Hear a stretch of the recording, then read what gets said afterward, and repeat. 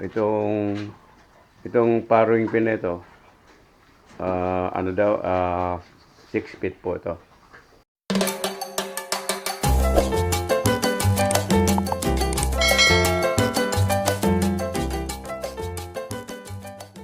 Kaibigan, magandang umaga po at kumusta tayong lahat.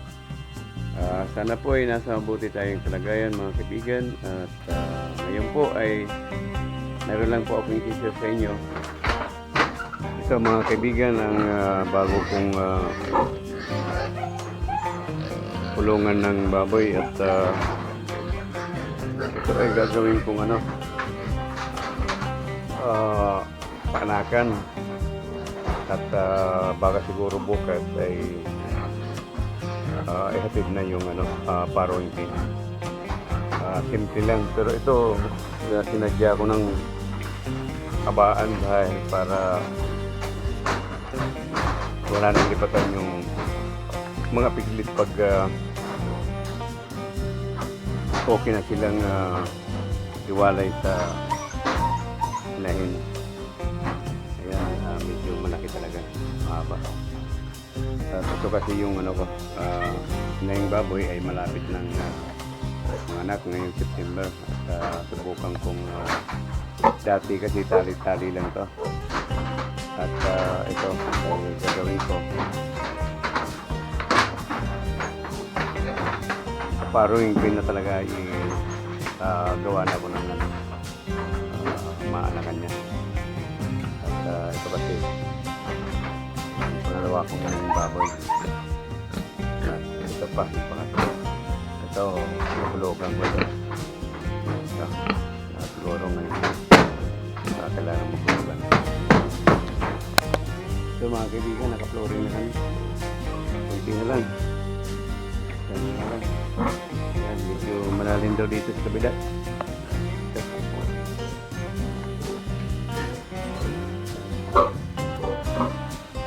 Bali, finishing na lang ang kailangan namin dito sa linggo. Sorry na. Dahil nga sa ilang taon na rin na nasanay lang po ako na nagpapanak ng ating inahing baboy na walang paruing pin. Ito po. Iyan. Itong inahing baboy ko siguro ilang na ito. Mga pang-5 panganak na po at buntis na po siya ngayon. Ay manganak na po ito ngayong September 5 or 7. Kaya mga kaibigan, naisipan kong nagpagawa na rin ako ng panakan niya.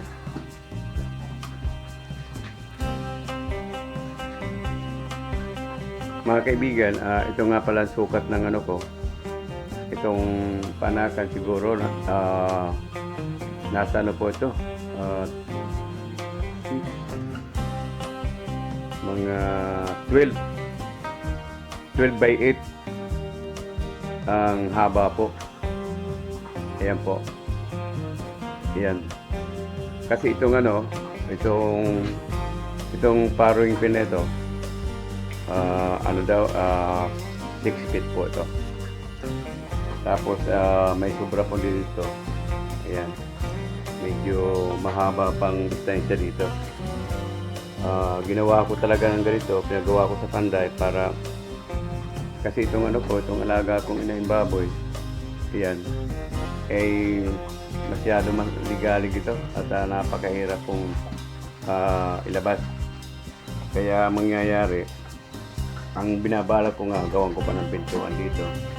Tapos ito yung pintuan niya. Ito, titibagin ko. Gawan ko ng pintuan. Para yung baboy, yung inahing baboy, dito na papasukin ko dito. At tuloy-tuloy siya dito. Ayan. Medyo malawak pang ikutan niya. Hanggang makapasok siya dito. Ang pinagawa ko mga kaibigan, simple lang po. Meron siyang tornilyo dito. Ayan po. Kung kailangan na tanggalin ko ito, kung siguro mga 45 days simula ng pag-anak at tatanggalin ko ito. At tatalian ko lang, tapos hilain pataas, tanggal at may labas yung inahing baboy para pwede rin gawin kong patining. Hindi ko pa nagagawa ng ng pinto ang pagagawan ko to. Medyo kinapos ng budget.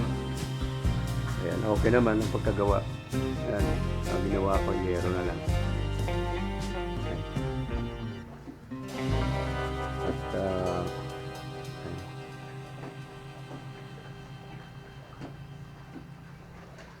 tsaga lang sa at ito dito sa Parong Pin.